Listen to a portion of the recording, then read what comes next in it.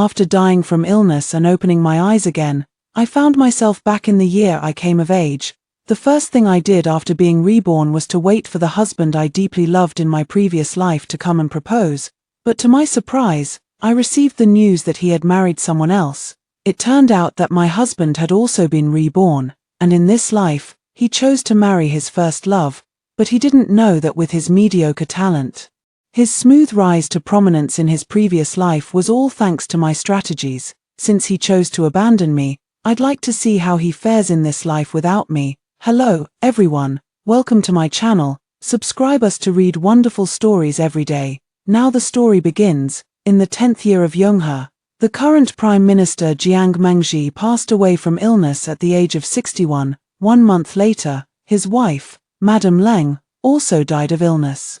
Their children buried them together in a shared tomb, with the epitaph reading, "Harmonious as zither and harp, deep affection between husband and wife."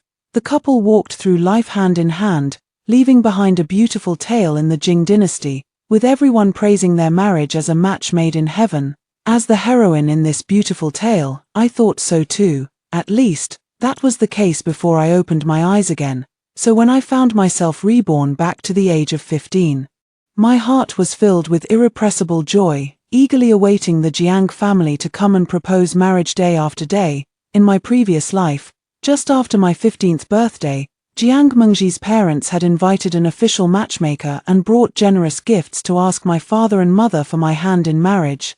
At that time, due to my father's prejudice against social status, he gave Jiang Mengji a hard time, believing that as a merchant's son, he was not worthy of the Prime Minister's daughter. He endured a lot of hardship to marry me. In this lifetime, I won't let my parents deliberately make things difficult for him anymore. I want to marry him with great honor and splendor. But I waited and waited, and even a month after my birthday had passed, there was still no sign of any movement from the Jiang family. Gradually, I grew impatient. Taking advantage of a moment while paying respects to my mother, I subtly brought up Jiang Mengji. Mother was flipping through the account book and looked up at me in surprise upon hearing my question. "Meng'er, why are you suddenly asking about this person?" In her mind, I had always been immersed in poetry and books, showing little interest in the talented scholars of the capital. She never expected that I would know of someone like Jiang Mengji. After a long silence, Mother finally spoke slowly. "Yesterday, the Jiang family already proposed marriage to the Wang family." The Minister of Revenue's household, I felt as if struck by lightning, hardly daring to believe my ears. Which Minister Wang's family? Which Jiang family? Is it the Jiang family from the west of the city? Seeing my pale face, my mother's tone grew urgent. "Of course it's the Jiang family from the west of the city. I was at the minister's residence yesterday and saw with my own eyes the Jiang family coming to propose marriage. How could it be false? I heard that Jiang Mengji fell into the water 2 months ago, and after being rescued, it was as if he had become a different person, much more composed and reserved, as if he had gained years of experience. He writes excellent essays and has won the favor of Minister Wang." My mother looked at me with concern. "Meng'er, do you have feelings for Jiang Mengji?" I had no time to process what my mother had said. My mind was filled only with the news that Jiang Mengji was going to marry someone else. My hands trembled so much I could barely hold the teacup, and the hot tea spilled over my fingers, scalding my right hand bright red. My personal maid, Xiaodao, gasped in alarm and quickly took the teacup from me, then hurriedly pulled out a handkerchief to wipe the water from my hand.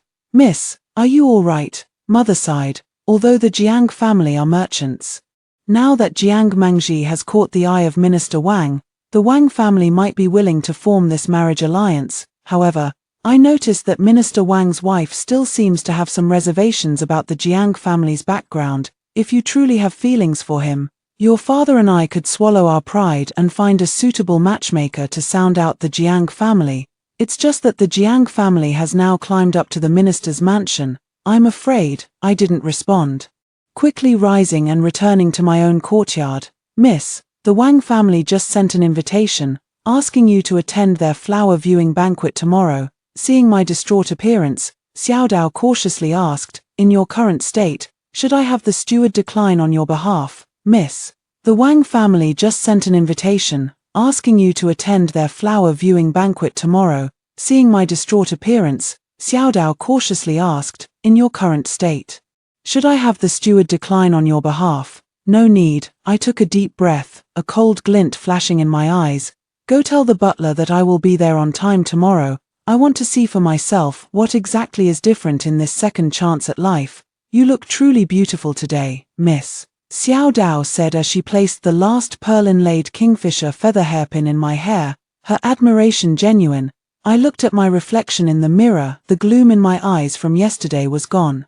But carrying the soul of a 60-year-old, the brilliance in my gaze had lost the innocence of a young girl, replaced instead by a sharpness that saw through the ways of the world. Stepping into the prince's garden, the young ladies swarmed around like bees to honey. "Elder sister Leng, it's been a few days since we last met, and you've grown even more slender, making your figure all the more graceful, Miss Leng. The fabric of this dress is truly unique. Is it the Nula tribute Misty brocade from Jiangnan? My father holds the highest official rank, serving as the chief minister of the court. In my previous life, I was also granted the title of first-rank lady. Long accustomed to such flattery that made me the center of attention, I responded to each with a smile. Before long, one of the main characters of today's banquet, Wang Xiangshu's legitimate daughter Wang Xiangxiang, also made her way over to me. She had taken extra care with her appearance today, adorned with pearls and jade, dressed in exquisite attire, her demeanor reminiscent of a young maiden's charm. So, Jiang Mengji's heart was captivated by such a delicate woman, one as tender as Dodder Vine, Sister Leng. Wang Xiangxiang affectionately linked her arm with mine and said, "A few days ago, the Jiang family from the west of the city came to propose marriage to my family." I feigned surprise. "Oh, is that so?" Wang Xiangxiang frowned and said, "Indeed, my parents are actually a bit hesitant and want to decline. Although Jiang Mengji has recently gained my father's favor and is quite handsome, his family background is ultimately too far beneath ours. My parents are afraid I'd suffer if I married into his family. If that's the case, why not just decline outright?" I picked up my teacup, gently stirring the floating leaves, asking as if casually. Wang Xiangxiang lowered her voice, a hint of pride in her tone. "To be honest, Sister Leng, young Master Jiang has some remarkable abilities. A while ago, he privately warned my father, saying that based on his observations of the night sky, there might be a severe drought near the capital, and advised my father to prepare early by stockpiling grain at low prices. My father was half convinced and bought a small amount. Who would have thought that the weather has indeed been getting hotter day by day lately? With no rain for half a month, and many farmlands outside the city have dried up and cracked, now grain prices are soaring, because my father stockpiled grain in advance. Not only is our family unaffected, but he also plans to respond to the emperor's call by opening the granary to distribute porridge, earning a good reputation." I sneered inwardly. So that's how it is. Rather than being clairvoyant, it was more like the memories he brought from his previous life. Jiang Mengji had also been reborn. The first thing he did after his rebirth was to choose to abandon me. No wonder I felt that in my past life. Although Jiang Mengji looked at me gently, I couldn't see intense love in his eyes.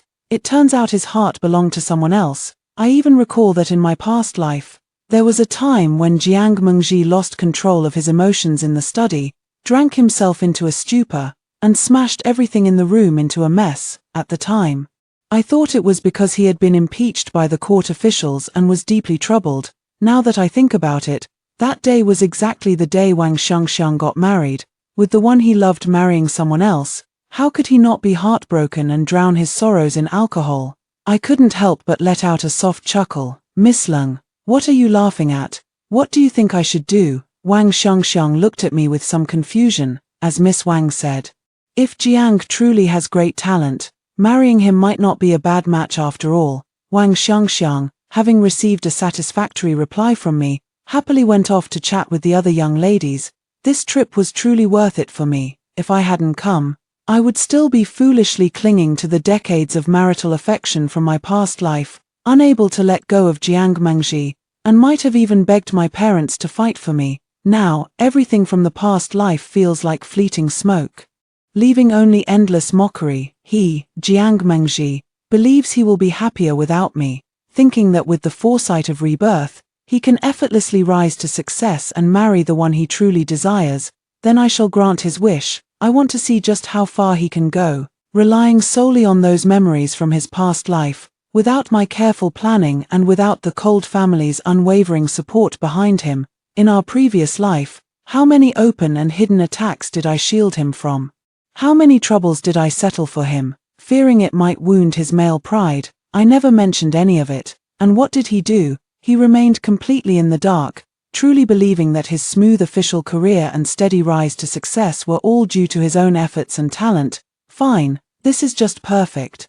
I want to witness with my own eyes how he, before even reaching the heights he dreams of, falls hard from the peak into the dust, shattered to pieces. At this thought, I couldn't bear to stay a moment longer. I rose and took my leave from Lady Wang. I'm feeling a bit under the weather today and fear I might pass my illness to you and the other sisters, so I shall return home now. Lady Wang politely urged me to take good care of my health and had someone give me several sticks of calming incense. As I passed by Wang Xiangxiang, I whispered to her, seeing how well you and young Master Jiang get along.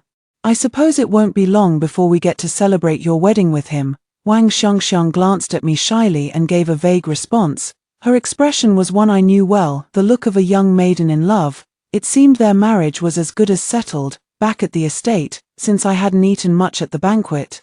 I had another half bowl of rice during dinner. No sooner had I put down my chopsticks than I saw my father hurrying in from outside. As soon as he entered, he took off his official hat and exclaimed repeatedly, "How extraordinary! Minister Wang of the Ministry of Revenue seems to have foreseen the future." Months ago, he ordered people to purchase grain at low prices across various regions. Now, with the drought just beginning in the capital and grain prices soaring 3 times a day, he has opened a porridge kitchen in the west of the city to provide relief to the disaster victims. When this reached the palace, His Majesty was greatly pleased and praised him.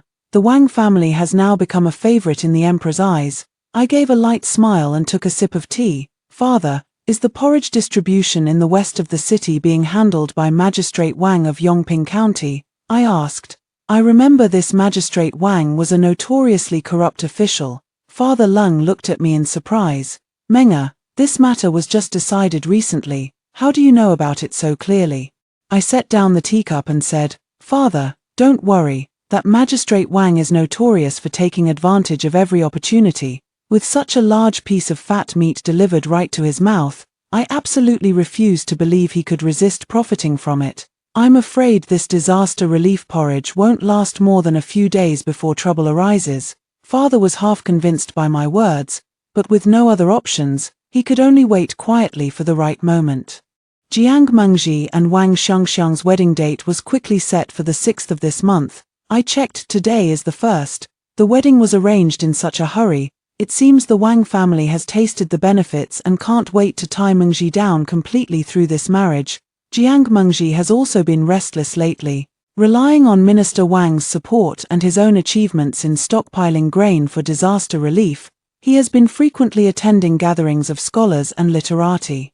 Eager to build connections and get close to those court officials he was friendly with in his past life, he hopes to gain their recommendations and enter the court as an official soon to fulfill his ambitions.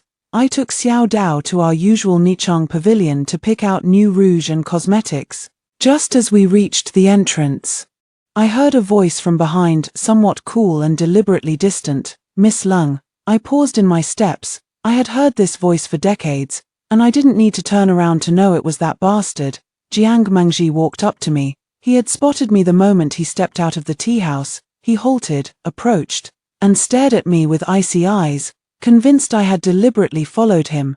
Jiang Mengji's tone carried a barely noticeable scrutiny and warning. Miss Lung, I thank you for your admiration, but I must ask you to maintain your dignity. I already have someone in my heart. Please do not persist in this entanglement. I nearly laughed in disbelief. So this heartless man truly believed, deep down, that I was still infatuated with him, that I would remain as devoted as in my past life, bearing his children, managing his household, and even risking my life for him in times of danger, tirelessly nursing him at his sickbed for half a month.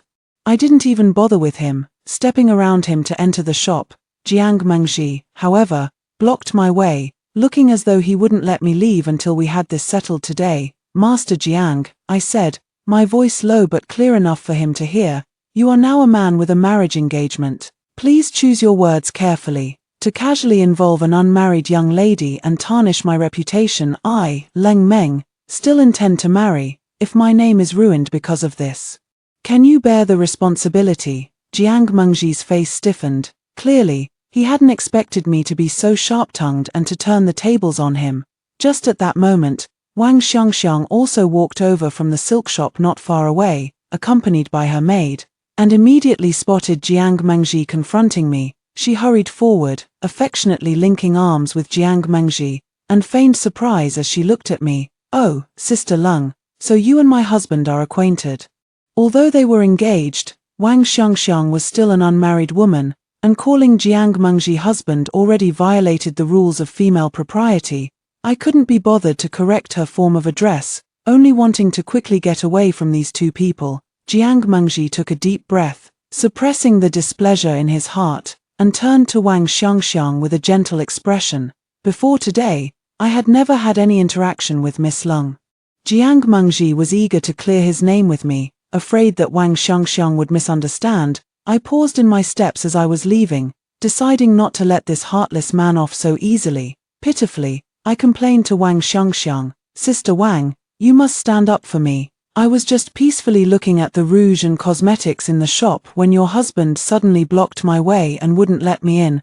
I pretended to wipe the corner of my eye and continued. He also inexplicably warned me to stay away from him, saying things I couldn't understand. I'm an unmarried young lady. If such words were to spread, what would become of my reputation? Sister Wang, please rein in your husband. Does he have some misunderstanding about me? Is he deliberately targeting me? As I spoke, I seemed on the verge of tears. Xiao Dao also stepped forward at this moment, indignantly adding, Yes, Miss Wang. My young lady was walking perfectly fine on the main road when this Mr. Jiang suddenly barged over, accusing her of following him. How outrageous! Wang Xiangxiang's face flushed and paled by turns. She looked at Jiang Mengji as if pleading for help, forcing a faint smile. I believe Mengji must have his reasons. Perhaps it's just a misunderstanding. I let out a long "oh," and before she could finish, I raised my hand and delivered a sharp, resounding slap across Jiang Mengji's face. So satisfying. I've long been fed up with his pretentiously serious face. The crisp sound of the slap instantly silenced the surroundings. Jiang Mengji covered his face, his eyes filled with disbelief and overwhelming fury. I glanced at Xiao Dao and gave her a meaningful look. She immediately understood and, mimicking Wang Xiangxiang's earlier tone, said slowly, I believe my young lady must have her own reasons for hitting young Master Jiang. Perhaps it's a misunderstanding, Wang Xiangxiang. She wanted to vent her anger at me, but due to my father's power as the chief minister, she dared not confront me directly. She could only stroke Jiang Mengji's reddened cheek with heartache, comforting him in a low voice. Jiang Mengji's face was grim, his eyes dark and fierce, as if he wished he could devour me alive. I couldn't care less about how he might seek revenge. I was simply in a good mood. Young Master Jiang publicly slandered my virtue today, falsely claiming I harbor affection for him. Such utter disrespect. This slap is on behalf of all young ladies, to teach you to mind your reckless tongue, I declared with righteous indignation, then turned to Wang Xiangxiang. It also serves to dispel any doubts you might have, Miss Wang, lest you think I still carry a torch for him and allow unnecessary misunderstandings to arise between us later. Wang Xiangxiang indeed no longer entertained such thoughts. After all, what trace of past affection could possibly remain between Jiang Mengji and me now? Back at the estate, Xiao Dao was still trembling with fear. Miss, why did you strike young Master Jiang so suddenly today? If word gets out and people exaggerate the story, you'll surely face another lecture from the master and madam. After a moment of contemplation, I replied, it's of no consequence. Go and inform mother that I've come to my senses. I've reached the age for marriage discussions. And I ask father and mother to help me find a suitable match. Rather than waiting passively, it was better to take the initiative and thoroughly crush any unrealistic hopes Jiang Mengji might still cling to. In the first few days of the grain distribution at the city's west, the Minister Wang's household indeed followed the standard, providing sufficient food and porridge to the disaster victims, earning much praise. But before long, The rice given to the victims turned into a small amount of old grain, and the porridge became increasingly thin, almost indistinguishable from plain water. The disaster victims, unable to get enough to eat each day, gradually began to protest again, seeing that the time was finally ripe. I changed into coarse cloth clothes, smudged my face with soot from the bottom of a pot, and mingled with the disaster victims lining up for porridge in the city's west. Accompanied by Xiao Dao, who was similarly disguised, amid the complaints and curses around me, I seized the moment and shouted loudly, "This is no way to go on, the porridge is getting scarcer, and sooner or later we'll all starve to death." Distributing porridge was originally the duty of the minister's residence, but now it's being embezzled by corrupt officials below. Brothers, let's go make a scene at the minister's residence and appeal to the emperor. I refused to believe Minister Wang would sit back and do nothing. My words were highly inflammatory, and upon hearing them, the surrounding victims, filled with righteous indignation, echoed my sentiments and surged toward the minister's residence. Seeing this, I quietly pulled Xiao Dao and retreated from the crowd, thinking of hurrying back to the residence to deliver this good news to my father, so he could prepare early and see if he could turn Minister Wang's troubles to the advantage of the Crown Prince's faction. Unexpectedly, just as I reached a quiet alleyway, a bright yellow sedan chair came straight toward me. As it was a prince's procession, guards had already cleared the way ahead, leaving the road empty except for my maid and me. Lost in thought, I failed to notice in time and ended up colliding directly with the steadily moving sedan chair. "How dare you!" The sedan chair jolted to a sudden stop, and a cold sword was instantly pressed against my neck. I rolled my eyes discreetly, cursing my luck inwardly, knowing that running into him never brought anything good. The style and emblem of the sedan chair unmistakably belonged to the fifth prince, Chua Chen. Xiao Dao screamed in fright. "Miss!" I shot her a fierce glare, signaling her to shut up, quick-witted as she was. She abruptly turned her head as if she hadn't seen me and loudly cried out in the opposite direction, "Miss, have some mercy." Then, switching to a sobbing tone, she added, "Kind sirs, please spare some food." Her actions made her look like a completely deranged madwoman. I lowered my head to look at the sharp blade before me, thinking that a wise man doesn't fight when the odds are against him. With a quick shift of my eyes and a tight squeeze of my eyelids, I went limp and collapsed to the ground, preparing to feign unconsciousness. The sword-wielding guard clearly hadn't expected me to pull such a stunt and was momentarily at a loss. He turned toward the person inside the carriage and respectfully asked, "Your Highness, this beggar has offended you, should I kill her?" I quietly opened one eye to survey my surroundings, calculating my chances of escape. Just then, a hand with distinct, slender, and powerful fingers lifted the carriage curtain. I heard footsteps getting closer and closer to me, and then a shadow fell over me. Chua Chen stood before me, looking down at my face with a scrutinizing gaze. He was exceptionally handsome, with sharp eyebrows, starry eyes, and a tall, straight nose, but an aura of coldness that kept others at bay surrounded him. The next second, a cold, emotionless voice reached my ears. "Kill," I thought to myself. "This is bad. Chua Chen is just as ruthless and cruel as I remember." I quickly opened my eyes, ready to introduce myself. Considering my father's reputation, he probably wouldn't actually take my life. Unexpectedly, before I could even speak, a barely noticeable flicker of strangeness passed through Chua Chen's eyes, and then a swift chop landed cleanly on the back of my neck. Everything went black before my eyes, and I completely lost consciousness. Hidden in the shadows, Xiao Dao watched helplessly as Chua Chen bent down, picked me up in his arms, and carried me straight into the sedan chair. The carriage curtain fell, and the procession continued on its way. Xiao Dao was scared out of her wits, and she immediately dashed toward the Prime Minister's residence, terrified that if she were even a second late, Chua Chen would actually kill me. When I woke up again, I found myself lying in a simple woodshed within the prince's mansion. The straw was a bit prickly, and the air was filled with a damp, musty smell.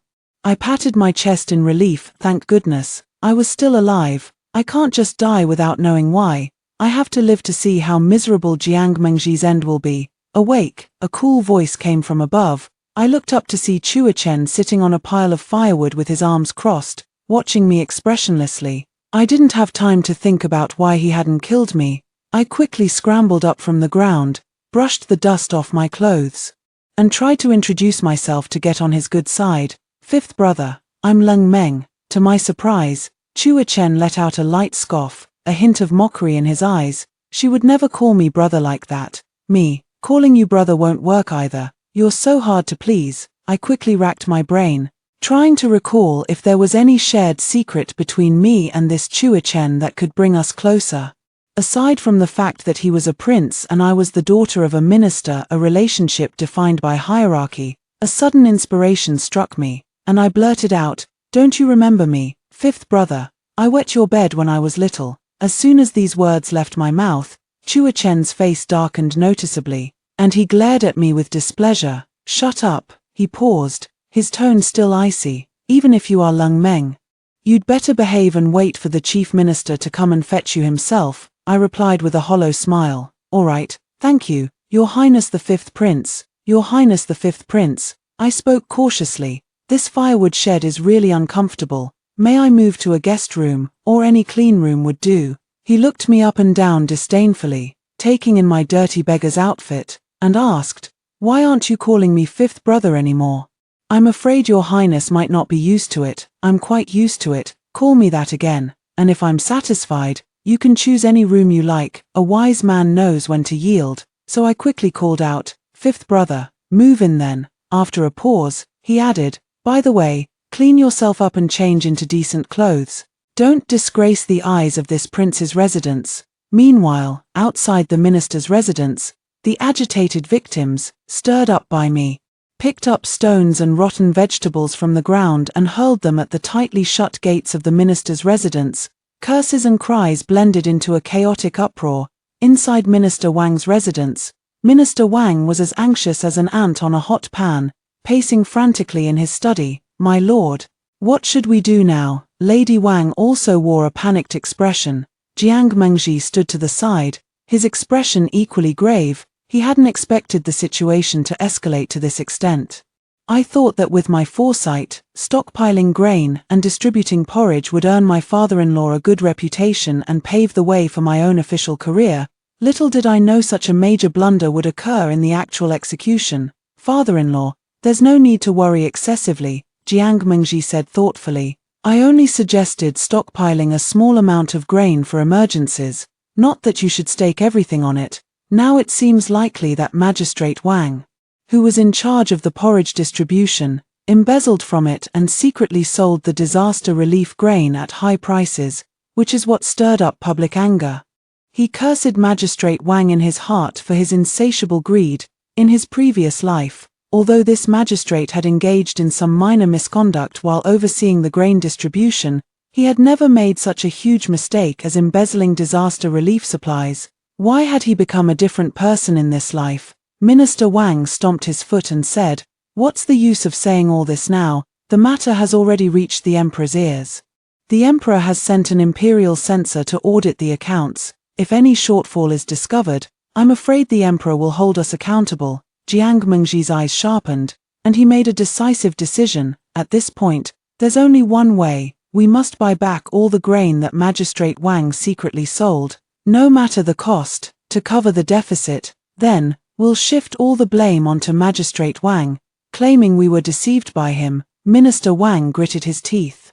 "It seems we have no choice, but that grain." Soon, the dispatched men returned to report that the market price of grain had become outrageously high. "Master, young Master Jiang, we found out that Magistrate Wang originally sold the grain secretly to several grain merchants in the city at 2 taels of silver per dan. Now, when we try to buy it back from them, they're demanding 100 taels per dan," the steward said with a pained expression, "and they said, this is only because of the minister's reputation. If it were anyone else, they wouldn't even be willing to sell." "What?" Minister Wang's vision went black, and he nearly fainted. How much did he sell back then?" According to the investigation, Magistrate Wang resold at least 100 dan of refined rice. Slap! A resounding slap landed hard on Jiang Mengji's face. Minister Wang trembled with rage, pointing at Jiang Mengji and scolding, "You! Why did you swear back then that Magistrate Wang was trustworthy? Now you've caused me to lose nearly 10,000 taels of silver to fill this hole for nothing." Wang Xiangxiang, pale with fright, quickly supported Jiang Mengji and tearfully defended him. "Father, how can you blame Mengji? How could my husband have known that Magistrate Wang would be so audacious?" In the end, Minister Wang reluctantly paid a high price to buy back the grain. Barely making up the deficit before the imperial censor checked the accounts, he also gathered evidence of Magistrate Wang's corruption and made him the scapegoat, thus narrowly averting the crisis. As for me, I quietly had my father give the hush money extorted from Minister Wang to Chua Chen, so he could find skilled craftsmen to build water diversion channels and alleviate the suffering of the disaster victims as much as possible. Despite this incident, the marriage between Jiang Mengji and Wang Xiangxiang proceeded as planned. On the day of their grand wedding, the ceremony was quite splendid, but those with a discerning eye could see the weariness between Minister Wang's brows. As the daughter of the chief minister, our household naturally received an invitation. My father and elder brother were unwilling to attend due to political differences, so they sent me in their place. Surprisingly, Chua Chen also made a rare appearance at the wedding banquet. He usually kept to himself and seldom attended such social events. Chua Chen and I entered the Wang residence one after the other. He was dressed in a dark brocade robe today, which made him look even more dashing, though his expression remained as aloof as ever. For some reason, he took a seat beside me. Our occasional exchanged glances, to outsiders, seemed to carry an indescribable, ambiguous meaning. In his previous life, Jiang Mengji had never witnessed any interaction between me and Chua Chen. He remembered that this Chua Chen had an eccentric personality, disliked political maneuvering, and later even volunteered to guard the border, spending his entire life in military service, almost never setting foot in the capital again. It was precisely because of his presence at the border that the northern frontier of the Jin dynasty remained stable. Therefore, Jiang Mengji merely followed protocol by stepping forward to exchange greetings with Chua Chen, politely uttering a few formalities before paying him no further mind. In his view, this Chua Chen lived a reclusive life, stayed out of court politics, and was of no use to his own career. On the other hand, when the second prince arrived with his family, Jiang Mengji immediately put on a beaming smile and rushed to greet him, attending to his every need with utmost diligence. Eventually taking a seat beside the second prince and engaging in lively conversation, I was not surprised by his choice. After all, in the previous life, it was this seemingly virtuous second prince who ultimately overthrew the crown prince and ascended to the throne as emperor, and Jiang Mengji, thanks to his early alignment with the second prince, was able to rise rapidly in his career later on, eventually becoming the prime minister, with memories from his past life. Jiang Mengji would naturally spare no effort in this life to cling even tighter to the second prince's coattails. I took a gentle sip of the clear tea in my cup, my gaze drifting almost imperceptibly over Jiang Mengji and the second prince, Chua Chen, noticing that I had been staring in Jiang Mengji's direction, thought I was still hung up on my old feelings and suddenly spoke up, his tone laced with a barely detectable sarcasm. "What? Taken a fancy to Jiang Mengji? If you have, I wouldn't mind asking His Majesty to grant you as his concubine. It would at least fulfill your infatuation." I nearly spat out my tea. I already thought Jiang Mengji had a few screws loose, and now it seemed this Chua Chen wasn't much better. "Thank you for your great kindness, Your Highness Chua Chen, but such an immense fortune is better left for someone more deserving." I set down my teacup and spoke with a serious expression. Jiang Mengji also seemed to find my gaze toward him rather odd today. Seizing a moment during the toasts, he sidled over again and whispered in a low voice, "Miss Lung, I know you're still resentful, but there's no chance for us anymore. However, for old time's sake, if you truly wish to help me, I can give you an opportunity. Your father is the current chief minister, highly favored by the emperor. If you could put in a good word for me in front of him and help me secure an official position sooner, I promise I won't treat you poorly in the future." Is this guy's face made of city walls? Young Master Jiang, I tried to keep the disgust out of my voice. Your father-in-law, Minister Wang, is currently in the emperor's favor. With his support, why should you worry about your future? Why trouble my father with such an unnecessary gesture? As I made to stand and leave, Jiang Mengji actually grabbed my sleeve, his eyes holding a mix of pleading and threat. Miss Lung, given our acquaintance, surely you won't refuse to help me with such a small favor. If you assist me just this once. I tried to shake off his hand with force, but Jiang Mengji held on tightly. Just as we were locked in this standoff, a powerful force suddenly came from the side, wrenching my wrist free from his grasp. I looked up and saw it was Chua Chen. At that moment, I felt my cheeks grow hot and my heart beat unnaturally fast, seeing Chua Chen intervene once again. Jiang Mengji's face flashed with anger, but due to the other's status, he had to suppress his displeasure and reluctantly bowed to him. He then turned to me and said stubbornly, "Miss Lung, you must keep the promise you made to me, or else don't blame me for never seeing you again." I waved my hand helplessly, signaling for him to get lost. How did I not notice how narcissistic he was in my past life? After Jiang Mengji had gone far away, Chua Chen looked at me coldly and asked, "What did you promise him?" I brushed it off casually. "Oh, I promised that after he dies, I'd remember to burn paper money for him during festivals, so he can be reborn into a better life and not be so annoying next time." Chua Chen, he didn't seem to expect me to say that. The corner of his mouth twitched almost imperceptibly. For a moment, an awkward silence fell between us. After a while, he suddenly said, "This prince recalls that you are also approaching the age of marriage." I blinked and looked at him with a smile. Fifth brother hasn't married yet. Why should a little girl like me be in a hurry? Chua Chen stared at me for a long moment before letting out a soft sigh. He seemed to want to say something, but in the end, he shook his head and said, "Never mind." I didn't understand what he meant, but I nodded and said, "Then I'll go back and get something to eat. After being pestered by Jiang Mengji for so long, I'm actually quite hungry." After the wedding banquet, the second prince and the Wang minister's residence indeed grew closer. The second prince seemed to have also recognized Jiang Mengji as his advisor, frequently visiting the minister's residence. With the second prince's special favor, Jiang Mengji gradually rose in status among the noble youths of the capital, often gathering friends and companions to drink, compose poetry, and discuss state affairs with various officials. However, the finances of the minister's residence were tightly controlled by Minister Wang.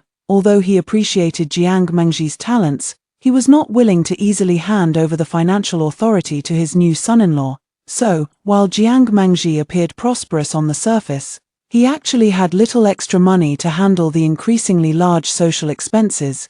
Yet he was an extremely proud man, always generous with his money. After making some careful inquiries, I learned that Wang Xiangxiang, out of concern for her husband, had secretly begun selling her dowry jewelry to subsidize Jiang Mengji, helping him build connections and manage relationships.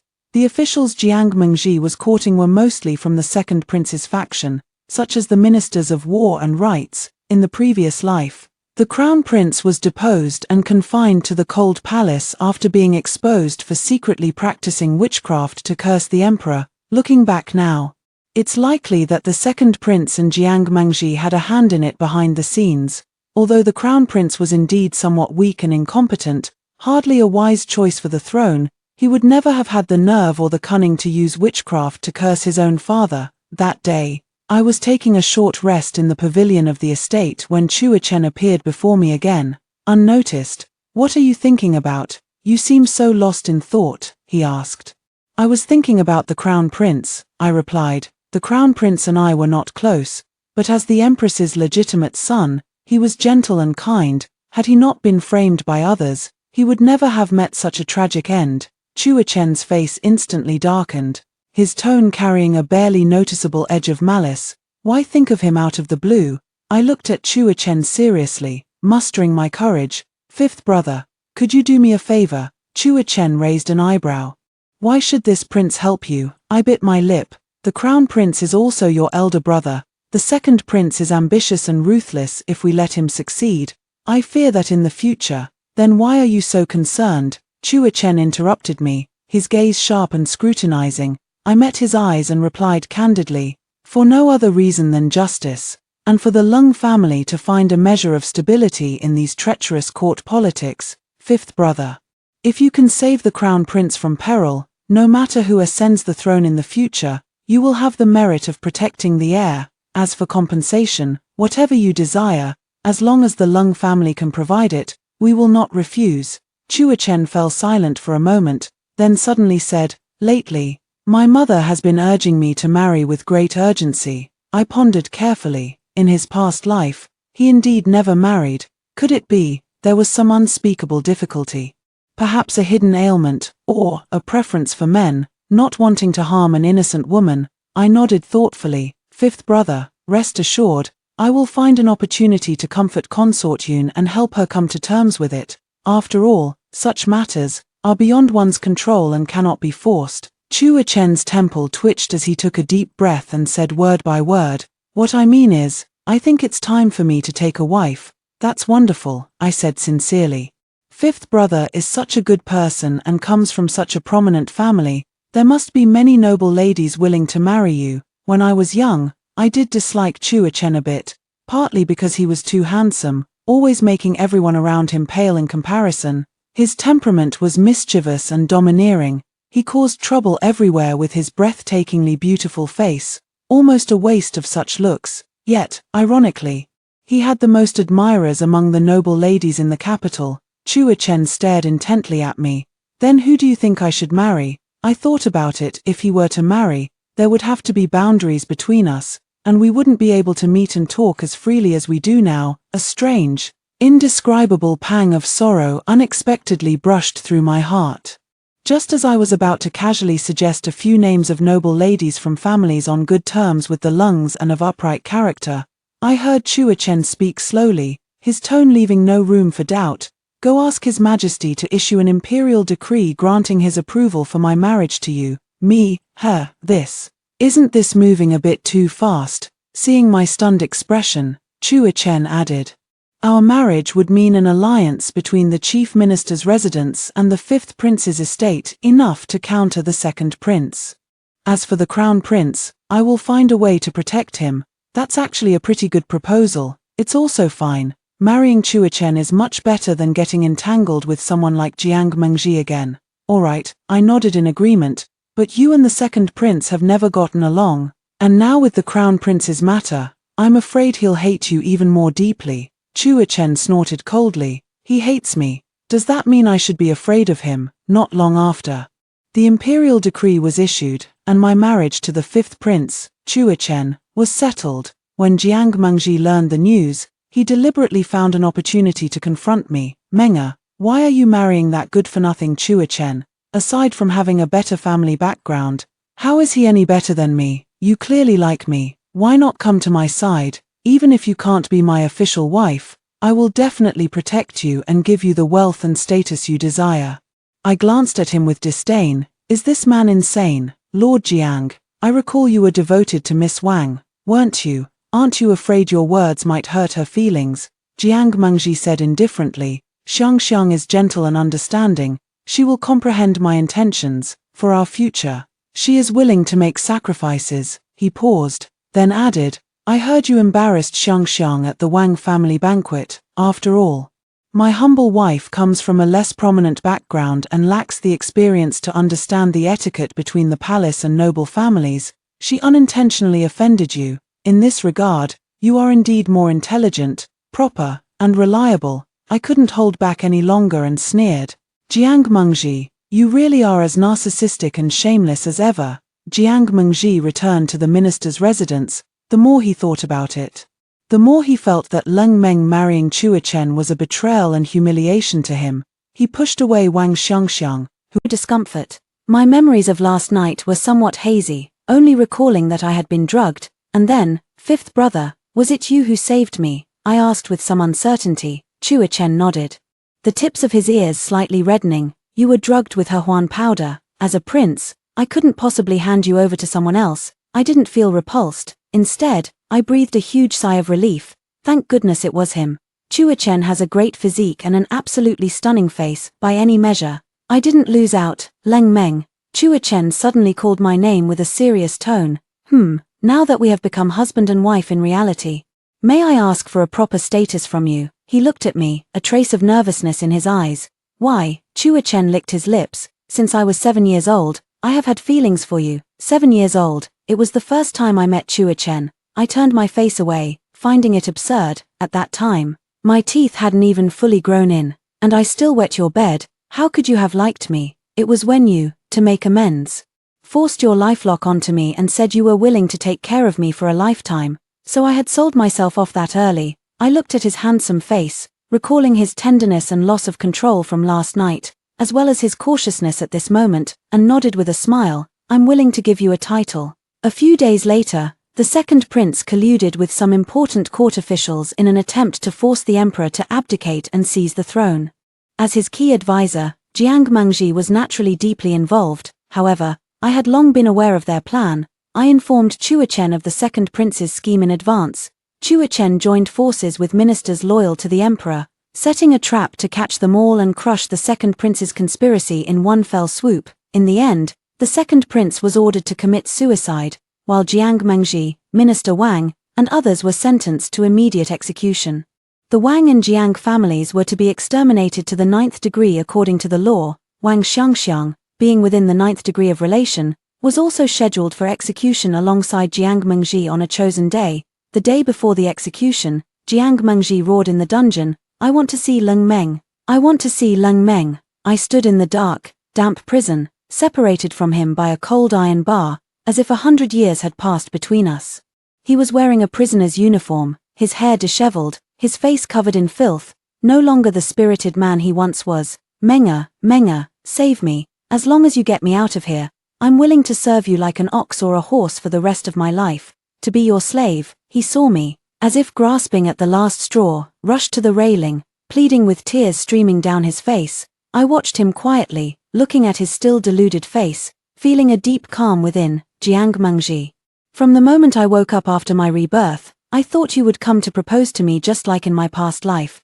But you didn't. From the moment you chose Wang Xiangxiang and abandoned me, the bond between us was already severed. You are greedy, selfish, arrogant, and even go so far as to kill the innocent and frame the loyal. You truly deserve to die. In my heart, you're not even worth a single strand of Chuachen's hair. I heard you'll be executed by 1,000 cuts tomorrow. May you rest in peace on your final journey. On the road to the underworld, Wang Xiangxiang must be waiting for you." Only then did Jiang Mengji realize that I had also been reborn. His mouth fell open in shock, his eyes filled with disbelief and endless regret, yet he remained speechless for a long time. It wasn't until my figure was about to disappear at the end of the prison cell that he suddenly awoke as if from a dream and let out a heart-wrenching cry. "Menga, Menga, I was wrong. I know I was wrong. Give me another chance, Menga." Jiang Mengji's desperate cries echoed through every corner of the prison. Unfortunately, I was already far away. In this life, and in all the lives to come, I would never hear them again. Several years later, a new emperor ascended the throne. Changing the era name to Kaiyuan, the emperor and empress were deeply in love, treating each other with the utmost respect, and together they ushered in a golden age, in the imperial garden. The young emperor held his empress close, watching their 2 children play and laugh at their feet. "Fifth brother, you've been secretly smiling ever since you returned from the morning court today. Did something good happen?" I asked curiously. The new emperor, Chuachen, lowered his head and planted a kiss on my forehead, his eyes full of affection. "At the morning court today, the censor was once again nagging about my empty harem and lack of heirs. So I told them that the empress once said that in her heart, no one can compare to me." I burst out laughing. And then, Chuachen said triumphantly, raising an eyebrow. The entire court naturally didn't dare say another word. He paused, then added, "By the way, Empress, today the Prime Minister said it's time for me to appoint a crown prince. The more I think about it, the more I agree. That way, I can abdicate and take you traveling to enjoy the mountains and waters." I shook my head helplessly and gave him a reproachful look. "Your Majesty, be serious. You've been saying this since last night. My ears are about to grow calluses." Chuachen paid no heed, holding me even tighter and whispering in my ear, "Menga, having you is enough for me. The sunlight was just right, and the years were peaceful. In this lifetime, I have finally found my true destined love."